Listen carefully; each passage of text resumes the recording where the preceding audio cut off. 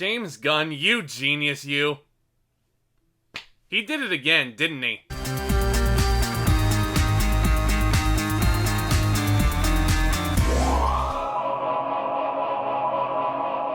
What's going on, ladies and gentlemen? Welcome back to yet another brand new movie review over here on my channel, and as always, I thank you all so much for stopping by, and I hope you enjoy your stay. And welcome back to the Marvel Studios playlist. Yeah, we're chugging right along through all these movies, aren't we? I'm getting all kinds of hyped up because we got new episodes of Falcon and Winter Soldier coming out, Black Widow is being released pretty soon, and I'm having a great time doing a retrospective of all 23 films we've gotten up to this point. This time around, we're looking at Guardians of the Galaxy Volume 2. As most of you are aware by this point, the first iteration of Guardians is right up there in my top 3 MCU projects right now. And this film was once again written and directed by James Gunn, and it once again stars Chris Pratt, Zoe Saldana, Dave Bautista, Bradley Cooper, and Vin Diesel, and they're all back reprising the roles that they put on the map back in 2014. And we catch up with Peter Quill and his fellow Guardians as they're hired by a powerful alien race known as the Sovereign, and their job is to protect their precious batteries from invaders. But once it's discovered that Rocket has of course stolen the items that they were sent to guard, the Sovereign dispatch their armada to search for vengeance. And as the Guardians attempt to escape, the mystery of Peter's parentage is revealed. And as per with all this Marvel talk I'm doing over here on the channel, this video may contain some mild to moderate spoilers. So, you've been fairly warned. Just in case you haven't seen Guardians Volume 2 yet,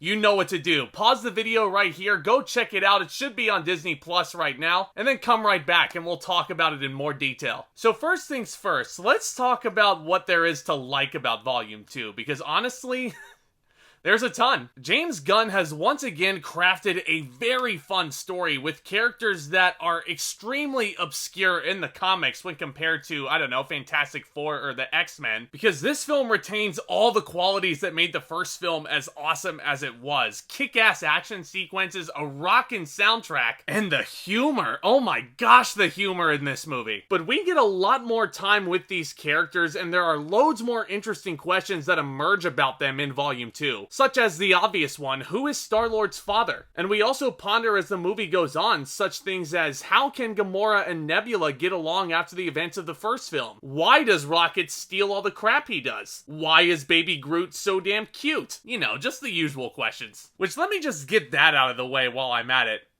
Baby fucking Groot. I mean, are you even kidding me right now? Those opening titles alone should sell you on this character if nothing else does. James Gunn's decision to include the baby version of Groot in this film after the sacrifice he made in the first one is absolute pure genius. Because it's not only adorable, but the script doesn't cheat at all. Baby Groot is legitimately like a baby, so you have to explain things to him because he's kind of oblivious to everything going on. And they have to explain stuff to him like he's a child because he is one, and the results are absolutely glorious. Now, whatever you do, don't push this button. Bradley Cooper as Rocket is once again very good, my favorite Guardian of the bunch, and there's a lot of comfort and softening of this character here. You know, he's still kind of growing accustomed to his new family that he's found himself in. He's still got the one-liners all over the place, and he doesn't understand how to hide his sarcasm with the most obvious knowing winks of all time, but I love, love, love the further development he gets in Volume 2. And I love the further development of most of these characters, as a matter of fact. And this all brings me to my biggest praise, perhaps, for Volume 2, and that's about the themes and the message. This film addresses a very interesting question about family values. And the film addresses the question of, should you value the family you're born with more, or the family you choose? I think Guardians 2 has a brilliant way of showing its audience both the pros and the cons of that argument about family. Now, the argument that's for trusting the family you're born with more is brilliantly portrayed in the angle between Gamora and Nebula, played by Zoe Saldana and Karen Gillan, respectively. Because for most of this movie, these two do not get along. But at the end of the day, they will always be sisters. And Gamora realizes that by eventually embracing her sister at the end. And I honestly forgot how effective that scene as well as the whole ending is. And we'll get to more reasons why that is in a second. Now, the argument against trusting the family you're born with is actually really brilliant brilliantly portrayed in Peter Quill's storyline. Chris Pratt is once again very good as Star-Lord. Not as funny as he was in the first film in my eyes. Even though he does have those flashes of humor and he does play the straight man of the group pretty well, he doesn't really need to be funny here. Volume 2 is all about the emotional side of him, and he really brings it. As does Kurt Russell as Ego, who is eventually revealed to be Star-Lord's father. He's this immortal celestial being who is literally his own planet. And Kurt Russell is fabulous in this movie. I mean, the clue is in the guy's name. Russell brings such a rugged charm and arrogance to him. Better yet, he has an ego. And Russell exudes that every single time he steps into frame. And I would honestly argue that Ego is one of the most underrated villains in the entire MCU. Because at first, we really like this guy. We're allured by his charm in the early going, but then once he reveals his true motivations, we're instantly turned against him. That's the sign of an actor doing their job really, really well. I don't think Kurt Russell really gets the credit he deserves for this one. And one last character that I really appreciated in Volume 2 was Yondu. Michael Rooker was so fucking awesome in here. I'm so happy that James Gunn gave him some more juicy material to work with, and him coming to the aid of the Guardians in a very exciting finale was something to see. A Mary Poppins, yo! And then Mary Poppins fucking dies. Yeah. We gotta talk about this, too, because I really remember feeling the tears well up in my eyes the first time I saw this in the theater. In all seriousness, his sacrifice to save Quill, along with his funeral and his send-off, Quill's eulogy for him, all of it was so freaking beautifully handled. It honestly really made me sad because I loved Yondu so much in this movie and I was looking forward to seeing more of him. But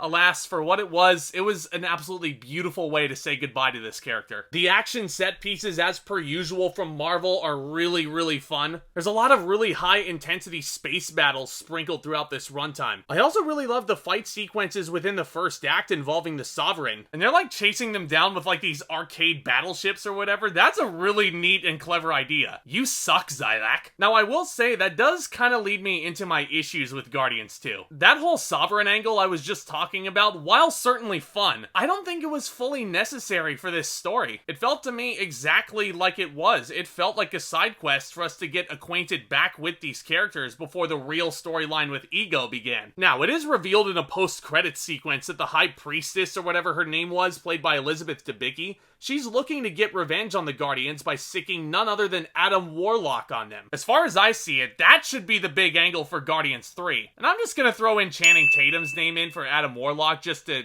just a little tip there.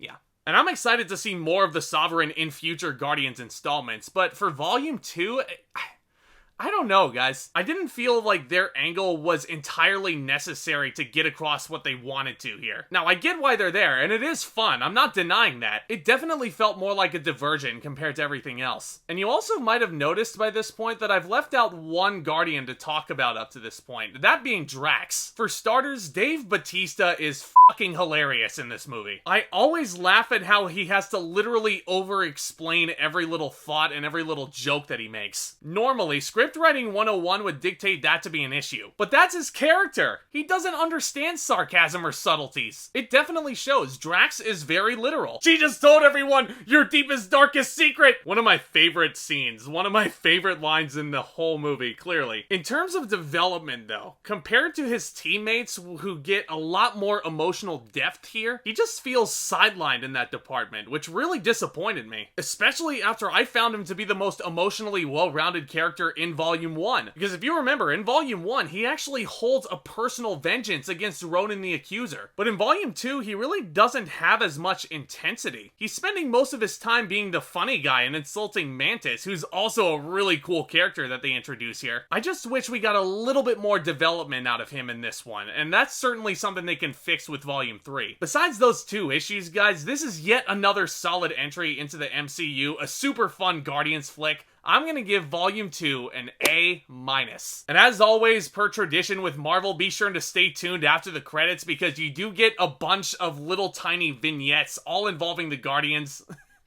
All really funny, I'll just tell you that much. This is all just my opinion, of course, though. What do you guys think of Guardians Volume 2? Do you agree with me? Do you not? Do you prefer this sequel over the original? I would love to discuss all of these thoughts and then some with you guys down there in the comments, because I love making these videos with you guys. I love discussing all things cinema and entertainment. If these are all topics that sound appealing to you, definitely consider hitting that big subscribe button down below as hard as you possibly can. It is free. It would really be helpful for the channel if you did so, and as a reward, you guys will also be the first ones to be notified anytime a new upload hits my channel. And be sure to hit that thumbs up on your way out if you liked the review. That would be awesome. As per, look out for more exciting content hitting this channel very, very soon, and that includes the next entry into this playlist, because next time around, we are looking at the first solo outing for the one and only webhead in the MCU with Spider-Man Homecoming. Can't wait to talk more about that one. So you guys have got that to look forward to and much, much more.